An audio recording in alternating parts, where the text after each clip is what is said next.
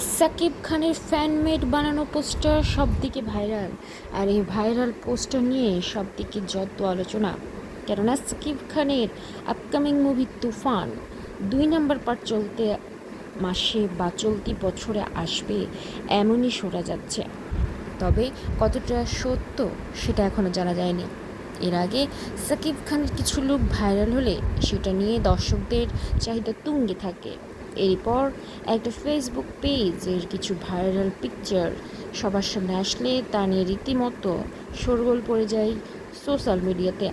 যদিও জিমে দেখা যাচ্ছে সাকিব ও মিশাকে। এখন দেখার বিষয় জিমে কতটা উন্নতি করতে পারে সাকিব খান। সাকিব খানের আপকামিং মুভি লাইন দেখলে সবাই অবাক হবে, কেননা তার আপকামিং মুভি সাহেব আসতে চলেছে। আর যদি দ্বিতীয় পার্ট আসে তুফানের, তাহলে সেখানে কি সাকিব খান থাকবে নাকি থাকবে না সেটাই দেখার বিষয়। তবে অনেকেই বলছে সাকিব খানের এই লুক শোরগোল ফেলে দিবে নেট দুনিয়ায়। আপডেট জানতে সাথেই থাকুন, সাবস্ক্রাইব করুন।